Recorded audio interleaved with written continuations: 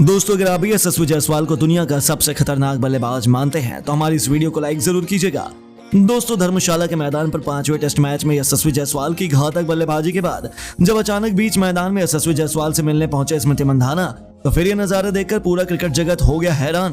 तो आखिर अचानक क्यों स्मृति मंधाना यशस्वी जायसवाल से मिलने पहुंची?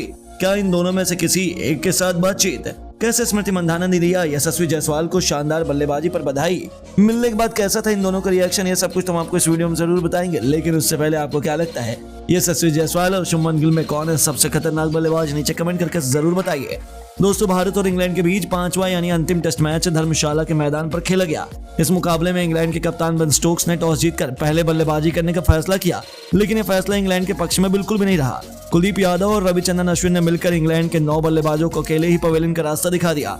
वहीं एक विकेट रवींद्र जडेजा ने लेकर इंग्लैंड टीम की कमर तोड़ दी और इंग्लैंड की पूरी टीम 57.4 ओवर में 218 रनों के स्कोर पर ऑल आउट हो गई। और पहले ही दिन भारतीय खिलाड़ियों को भी बल्लेबाजी करने की नौबत आ गई। भारत की तरफ से ओपनिंग की शुरुआत करने एक बार फिर हर मैच की तरह रोहित शर्मा और यशस्वी जायसवाल मैदान पर उतरे। ये दोनों खिलाड़ी बेहद आक्रामक अंदाज में नजर आ रहे थे।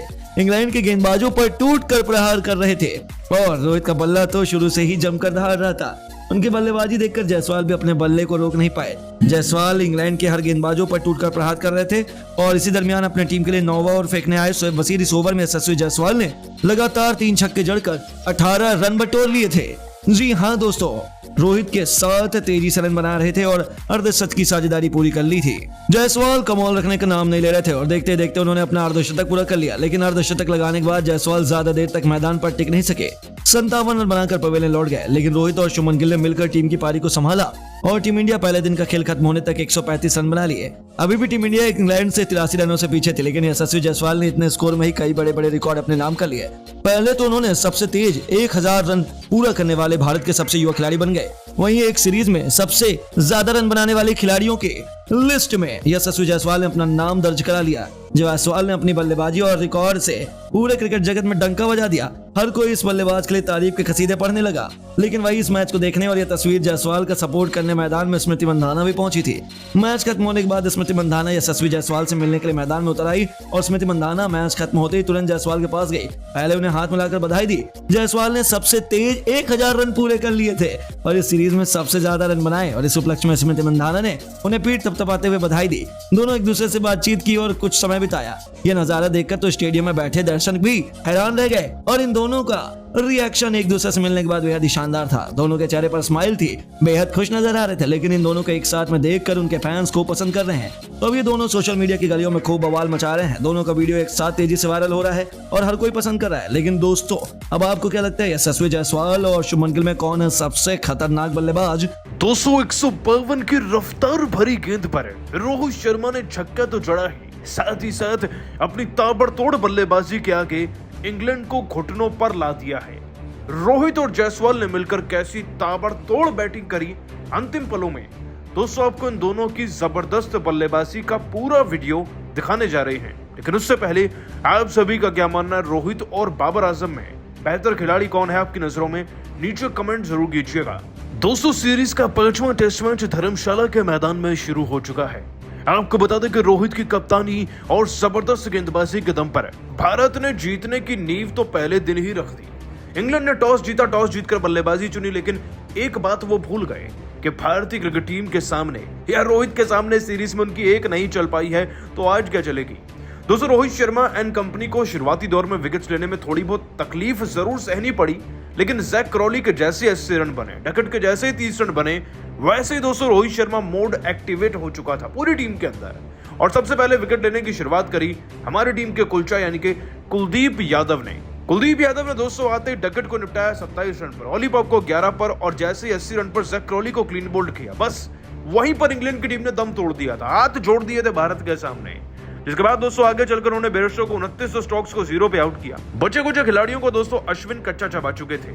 24 पर उन्होंने फॉक्स को आउट किया, टॉम हार्टली को 6 रन पर आउट किया, मार्क वुड को 0 पर आउट किया, तो दोस्तों अश्विन ने ही जेम्स एंडरसन को 0 पर आउट किया। यानी कि भारत ने 218 पर दोस्तों इस टीम को रोक दिया था और हमें 219 रन भी बनाने थे और साथ ही साथ फिर लीड देनी थी इंग्लैंड की टीम को। अब जाहिर सी बात है कि ओपन करने के लिए तो भारत की तरफ से रोहित शर्मा और जायसवाल ही आते, और यकीन मानिए कि जैसे इन दोनों ने मैदान में कदम रखा ना, कदम रखते ही तूफानी चौके छक्कों से बरसा कर रख दिया दोस्तों इन्होंने पूरी इंग्लिश टीम को। और इस बीच में रोहित ने तो कमाल ही कर दिया। वो क्या कमाल किया, चलिए आपको बताते हैं। सबसे पहले दोस्तों आपको बता दें कि रोहित और जायसवाल ने अपनी पारी का परिचय दूसरे ओवर से दे दिया था। दोस्तों मार्क वुड नाम के खिलाड़ी का तो नाम आपने सुना होगा, इंग्लैंड के एक दिग्गज तेज गेंदबाज हैं। रोहित शर्मा ने दूसरे ओवर में इन्हें चौका जड़ा, लगता है ये बुरी तरीके से बौखला गए थे। इसीलिए दोस्तों इन्होंने रोहित शर्मा को इतनी ज्यादा तेज गति की गेंद डाली कि गेंद की रफ्तार 152 से ऊपर आकी गई। लेकिन रोहित शर्मा की क्लास तो देखिए, 152 की रफ्तार की गेंद खेलने के लिए खिलाड़ी को वाकई में कितना तेज होना चाहिए, ये कोई रोहित शर्मा सीख सकता है। दोस्तों रोहित शर्मा ने फाइन लेग की तरफ से अपना क्लासिकल शॉट खेलते हुए एक ऐसा छक्का जड़ा कि गेंद सीधा दूसरे स्टैंड में जाकर करी। और इतना ही नहीं, उसके बाद तो मार्कवुड को इतना प्यार दिखाया रोहित शर्मा ने कि दोस्तों चौथे ओवर में भी चौका जड़ा और छठे ओवर में भी। अब वो डालें कितनी तेज गेंद डाल सकते हैं, लेकिन रोहित तैयार लग रहे थे। और दोस्तों रोहित शर्मा ने इसी बीच में 23 गेंदों में 3 चौके छक्का लगाकर 20 से ज्यादा रन बनाए थे, और जायसवाल भी 5-10 रन बना चुके थे। कुल मिलाकर भारत 50 के करीब पहुंच चुका था। यह है दोस्तों भारत की जबरदस्त शुरुआत और रोहित के छक्कों का जवाब जो मिल रहा है इंग्लैंड की टीम को। और दोस्तों रोहित की इसी ताबड़तोड़ बल्लेबाजी का असर कुछ ऐसा था कि यशस्वी जायसवाल ने भी चौके और छक्के जड़कर इंग्लैंड की टीम के गेंदबाजों की नींद उड़ा कर रख दी थी। रोहित के इन्हीं ताबड़तोड़ शॉट को देखकर दोस्तों यशस्वी जायसवाल ने पारी के 9वें ओवर में शोएब बशीर को 1 नहीं 2 नहीं बल्कि 3 बैक टू बैक छक्के भी जड़े, और फिर तो चौकों की गिनती भी नहीं हुई। जिसके बाद दोस्तों रोहित और जायसवाल के इसी तूफान के दम पर भारत कब में कब 100 तक पहुंचा, किसी को भनक तक नहीं लगी।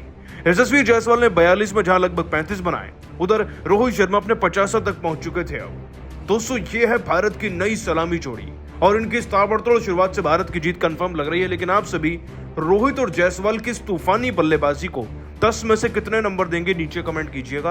दोस्तों इंडिया और इंग्लैंड के बीच धर्मशाला के मैदान पर एक कांटे की टक्कर देखने को मिल रही है। अपना सम्मान बचाने के इरादे से पहले बल्लेबाजी करने उतरे इंग्लैंड के बल्लेबाजों ने जहां 67 रनों की ओपनिंग पार्टनरशिप बनाई, उन्होंने सोचा कि अपने बेसबॉल अंदाज में टीम इंडिया को वो दिन में तारे दिखा देंगे। लेकिन उनकी एक गलतफहमी थी। जैसे कुलदीप यादव गेंदबाजी में आए, स्पिन का आक्रमण शुरू हुआ, उसके सामने तो इंग्लैंड की पूरी पारी एक बार फिर से ताश के पत्तों की तरह तबाह बर्बाद हो गई। बर्बादी का आलम यह था कि कुलदीप यादव ने एक के बाद एक इंग्लिश टीम के टॉप 5 बल्लेबाजों का शिकार तो अकेले ही कर लिया था। जी हां, रोहित ने कुलदीप यादव पर भरोसा जताया और अपने पहले ही ओवर में कुलदीप ने बेन डकैट का शिकार कर भारत को पहली सफलता दिलाई थी।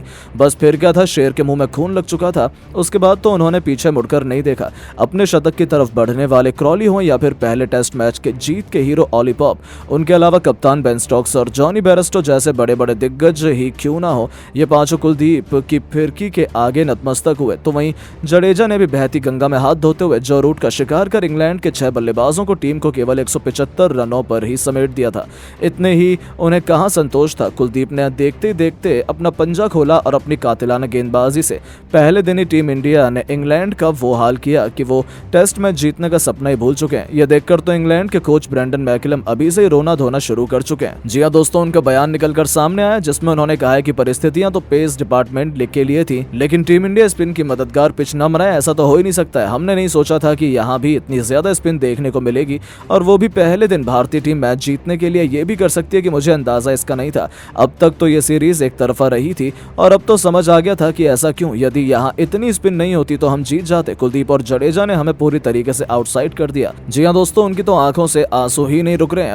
वहीं God of cricket Sachin Tendulkar ने कहा है कि अनबिलीवेबल, कुलदीप यादव पूरे इंग्लैंड पर भारी एक अकेला भारतीय, वेल डन। लेकिन कहीं ना कहीं इसका श्रेय आपके साथी गेंदबाजों और कप्तान रोहित को भी देना पड़ेगा, जिन्होंने आपको ये मौका दिया है और आपने उनके भरोसे पर खरा उतरते हुए इतिहास लिखा। बहुत खूब, आप टीम इंडिया के अनमोल नकीने हैं। तो दोस्तों सचिन तो कुलदीप के फैन ही हो गए। उनके अलावा ऑस्ट्रेलिया तक भारत के चर्चे हैं, जहां ऑस्ट्रेलिया के महान कप्तान रिकी पॉन्टिंग ने कहा कि यदि सच कहूं तो भारत में जाकर टेस्ट सीरीज जीतना क्रिकेट में सबसे मुश्किल काम बन चुका है। जिस तरीके से टीम इंडिया ने खुद को इम्प्रूव और कारगर बनाया है, किस तरीके से भारतीय कप्तान रोहित शर्मा ने कप्तानी की और अपने गेंदबाजों का इस्तेमाल किया, कुलदीप यादव ने अपने गेंदबाजी से समा बांधा, जडेजा ने साइड में बेहतरीन रोल निभाया। कहीं ना कहीं इंडिया टेस्ट की बेस्ट साइड है, ये हम सभी को मान लेना चाहिए। वहीं पाकिस्तान से शोएब अख्तर का रिएक्शन भी निकलकर सामने आया है। उन्होंने कहा है कि मैंने तो पहले ही कहा था कि टीम इंडिया के सामने इंग्लैंड कुछ दिन भी नहीं टिकेगी, और कुलदीप ने मेरी बात को साबित भी कर दिया। ये गेंदबाज कमाल का है, या कहें कि पूरी टीम इंडिया ही कमाल की है। माशाल्लाह, अभी अश्विन, कभी जडेजा तो कभी कुलदीप, उनके जैसा गेंदबाजी डिपार्टमेंट पूरी दुनिया में किसी के पास नहीं है।